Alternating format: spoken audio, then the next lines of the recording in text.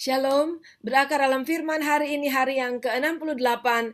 Kita akan membaca bersama-sama dari kitab Yosua pasal 16 sampai 18. Mari kita berdoa. Terima kasih Bapa, kami sangat mengucap syukur buat segala berkat-berkat rohani yang selalu Engkau anugerahkan kepada kami lewat pembacaan dan pendengaran firman tiap-tiap hari. Dan kami percaya bahwa kami hari ini juga diberkati oleh Engkau. Dalam nama Tuhan Yesus kami berdoa. Amin. Pasal 16. Kemudian keluarlah undian bagi Bani Yusuf. Batas mereka mulai dari sungai Yordan dekat Yeriko, di sebelah timur mata-mata air Yeriko, melalui padang gurun yang naik dari Yeriko ke pegunungan ke Betel.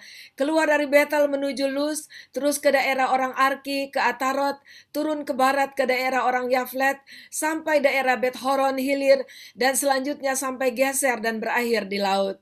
Demikianlah Bani Yusuf, yakni suku Manasya dan suku Efraim, menerima milik pusaka. Daerah Efraim menurut kaum-kaum mereka ialah demikian. Batas milik pusaka mereka ke timur ialah Atarot Adar sampai Bet Horon Hulu. Ke barat batas itu keluar di sebelah utara Mikmetat. Kemudian batas itu membelok ke timur ke Taanat Silo, dan dari sana terus sampai ke sebelah timur Yanoah. Turun dari Yanoah ke Atarot dan Naharat, menyinggung daerah Yeriko dan keluar ke sungai Yordan. Dari Tapua batas itu terus ke barat, ke sungai Kana dan berakhir ke laut. Itulah milik pusaka suku Bani Efraim menurut kaum-kaum mereka. Selanjutnya Bani-Bani Efraim ditentukan kota-kota terpisah di tengah-tengah milik pusaka Bani Manasye, segala kota itu dengan desa-desanya. Tetapi orang Kanaan yang diam di Geser tidaklah dihalau mereka. Jadi orang Kanaan itu masih tetap tinggal di tengah-tengah suku Efraim sampai sekarang, tetapi menjadi budak Rodi. Pasal 17. Bagian undian yang ditentukan bagi suku Manasye, sebab dialah anak sulung Yusuf, ialah demikian. Kepada Makir, anak sulung Manasye, bapa Gilead, telah diberikan Gilead dan Basan, karena ia seorang tentara. Jadi bagian itulah yang ditentukan bagi anak-anak Manasye yang lain, menurut kaum-kaum mereka, yakni bagi Bani Abieser, Bani Helek, Bani Asriel, Bani Sekem, Bani Hefer, dan Bani Semidah. Itulah keturunan yang laki-laki dari Manasye bin Yusuf menurut kaum-kaum mereka. Tetapi Selafehat bin Hefer bin Gilead bin Makir bin Manasye tidak mempunyai anak laki-laki, tetapi hanya anak perempuan. Inilah nama anak-anaknya itu, Mahla, Noah, Hokla, Milka, dan Tirsa. Mereka datang menghadap Imam Eleazar dan menghadap Yosua bin Nun serta para pemimpin dan berkata, Tuhan telah memerintahkan kepada Musa untuk memberikan milik pusaka kepada kami di tengah-tengah saudara-saudara kami. Sebab itu diberikannya kepada mereka milik pusaka di tengah-tengah saudara-saudara ayah mereka sesuai dengan titah Tuhan. Demikianlah kepada suku Manasye jatuh 10 bidang tanah selain dari tanah Gilead dan Basan yang di seberang Yordan. Sebab anak-anak perempuan Manasye telah menerima milik pusaka di tengah-tengah anak-anaknya lelaki. Sedang tanah Gilead ditentukan bagi anak-anak lelaki Manasye yang lain. Jadi batas daerah Manasye ialah dari Asyer ke Mikmetat yang di sebelah timur Sikem. Kemudian batas itu terus ke selatan ke daerah penduduk En Tapuah. Tanah Tapuah adalah kepunyaan suku Manasye, tapi kota Tapuah dekat batas daerah Manasye adalah kepunyaan Bani Efraim. Kemudian batas itu turun ke sungai Kana, ke sebelah selatan sungai itu. Kota-kota di sana adalah kepunyaan suku Efraim, sekalipun di tengah-tengah kota-kota suku Manasye.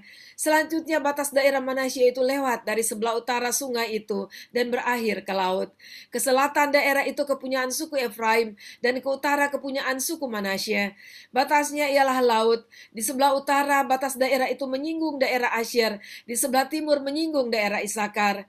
Tetapi di daerah Isakar dan Asyer ada juga kepunyaan suku Manasye, yakni Bet-Sean dengan segala anak kotanya, Yibleam dengan segala anak kotanya, penduduk Dor dengan segala anak kotanya, penduduk Endor dengan segala anak kotanya, penduduk Taanak dengan segala anak kotanya, dan penduduk Megido dengan segala anak kotanya, yakni ketiga daerah bukit itu. Tetapi Bani Manasye tidak dapat menduduki kota-kota itu, sebab orang Kanaan berhasil untuk tetap diam di negeri itu. Setelah orang Israel menjadi kuat, orang Kanaan itu dibuatnya menjadi orang Rodi, tetapi tidaklah sama sekali mereka itu dihalaunya. Berkatalah Bani Yusuf kepada Yosua demikian, mengapa engkau memberikan kepadaku hanya satu bagian undian dan satu bidang tanah saja menjadi milik pusaka, padahal aku ini bangsa yang banyak jumlahnya. karena Tuhan sampai sekarang memberkati aku." Jawab Yosua kepada mereka, "Kalau engkau bangsa yang banyak jumlahnya, pergilah ke hutan dan bukalah tanah bagimu di sana di negeri orang Feris dan orang Refaim, jika pegunungan Efraim terlalu sesak bagimu."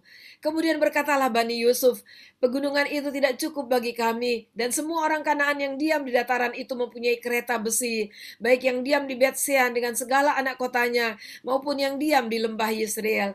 Lalu berkatalah Yosua kepada keturunan Yusuf, kepada suku Efraim dan suku Manasye, "Engkau ini bangsa yang banyak jumlahnya dan mempunyai kekuatan yang besar. Tidak hanya satu bagian undian ditentukan bagimu, tetapi pegunungan itu akan ditentukan bagimu juga. Dan karena tanah itu hutan, haruslah kamu membukanya. Kamu akan memilikinya sampai kepada ujung-ujungnya, sebab kamu akan menghalau orang Kanaan itu, sekalipun mereka mempunyai kereta besi dan sekalipun mereka kuat."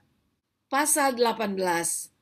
Maka berkumpullah segenap umat Israel di Silo, lalu mereka menempatkan kemah pertemuan di sana, karena negeri itu telah takluk kepada mereka. Pada waktu itu masih tinggal 7 suku di antara orang Israel yang belum mendapat bagian milik pusaka. Sebab itu berkatalah Yosua kepada orang Israel, "Berapa lama lagi kamu bermalas-malas sehingga tidak pergi menduduki negeri yang telah diberikan kepadamu oleh Tuhan Allah nenek moyangmu? Ajukanlah 3 orang dari tiap-tiap suku, maka aku akan menyuruh mereka, supaya mereka bersiap untuk menjelajahi negeri itu, mencatat keadaannya, sekadar milik pusaka masing-masing, kemudian kembali kepadaku. Sesudah itu mereka akan membaginya di antara mereka menjadi 7 bagian. Suku Yehuda akan tetap tinggal dalam daerahnya di sebelah selatan, dan keturunan Yusuf akan tetap tinggal dalam daerahnya di sebelah utara. Kamu catat keadaan negeri itu dalam 7 bagian, dan kamu bawa kemari kepadaku. Lalu aku akan membuang undi di sini bagi kamu di hadapan Tuhan Allah kita. Sebab orang Lewi tidak mendapat bagian di tengah-tengah kamu, karena jabatan sebagai imam Tuhan ialah milik pusaka mereka. Sedang suku Gad, suku Ruben, dan suku Manasye yang setengah itu telah menerima milik pusaka di sebelah timur sungai Yordan yang diberikan kepada mereka oleh Musa hamba Tuhan. Kemudian bersiaplah orang-orang itu lalu pergi, sedang Yosua memerintahkan kepada mereka pada waktu mereka berangkat supaya mereka mencatat keadaan negeri itu, katanya, "Pergilah, jelajahilah negeri itu, catatkanlah keadaannya, kemudian kembalilah kepadaku, maka di sini di Silo aku akan membuang undi bagi kamu di hadapan Tuhan." Orang-orang itu pergi dan berjalan melalui negeri itu. Mereka mencatat keadaannya dalam suatu daftar, kota demi kota dalam 7 bagian, lalu kembali kepada Yosua ke tempat perkemahan di Silo. Lalu Yosua membuang undi bagi mereka di Silo di hadapan Tuhan, dan di sanalah Yosua membagikan negeri itu kepada orang Israel sesuai dengan pembagian mereka. Maka keluarlah undian suku Bani Benyamin menurut kaum-kaum mereka, dan daerah yang diundikan kepada mereka terdapat antara daerah Bani Yehuda dan daerah Bani Yusuf. Batas pada sisi utara bagi mereka mulai dari sungai Yordan, kemudian batas itu naik ke lereng gunung di sebelah utara Yeriko, naik ke barat ke pegunungan dan menuju ke padang gurun Bet Awen. Dari sana batas itu terus ke Luz, ke selatan ke arah lereng gunung dekat Luz, itulah Betel. Kemudian batas itu turun ke Atarot Adar di pegunungan yang di sebelah selatan Bet Horon Hilir. Kemudian batas itu melengkung, lalu membelok dari pegunungan yang di seberang Bet Horon di sebelah selatan menuju ke sisi barat daya, dan berakhir di Kiryat Baal, itulah Kiryat Yearim, suatu kota Bani Yehuda, itulah sisi barat. Sisi selatan mulai dari ujung Kiryat Yearim, kemudian batas itu menuju ke barat dan menuju pula ke mata air Meneftoah. Selanjutnya batas itu turun ke ujung pegunungan yang bertentangan Lebak Ben Hinom di sebelah utara lembah orang Refaim, kemudian turun ke Lebak Hinom sepanjang lereng gunung Yebus ke selatan, kemudian turun ke En Rogel. Kemudian melengkung ke utara menuju En Semes dan menuju pula ke Gelilot di seberang pendakian Adumim, turun ke Batu Bohan bin Ruben, terus ke lereng gunung di seberang Bet Araba ke utara, dan turun ke Araba Yordan. Kemudian batas itu terus ke lereng gunung dekat Bet Hogla ke utara, dan batas itu berakhir ke teluk utara Laut Asin, ke muara sungai Yordan di sebelah selatan, itulah batas selatan. Sungai Yordan ialah batasnya pada sisi timur, itulah milik pusaka Bani Benyamin dengan batas-batasnya ke segala penjuru menurut kaum-kaum mereka. Kota-kota suku Bani Binyamin menurut kaum-kaum mereka ialah Yeriko, Bet Hogla, Emekesis, Bet Araba, Semaraim, Betel, Haim, Para, Ofra, Kefar Hamonai, Ofni, dan Geba, 12 kota dengan desa-desanya, Gibeon, Rama, Birot, Mispa, Kefira, Mosa, Rekem, Yirpil, Tarala, Sela, Elef, dan Yebus ialah Yerusalem, Gibeat, dan Kiryat, 14 kota dengan desa-desanya. Itulah milik pusaka Bani Benyamin menurut kaum-kaum mereka. Demikianlah pembacaan dan pendengaran firman kita pada hari ini.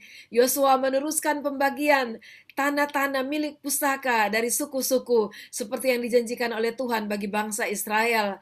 Dan kita bersyukur kepada Tuhan bahwa apa yang sudah dijanjikan Tuhan terpenuhi dan mereka boleh menduduki apa yang sudah diberikan bagi mereka.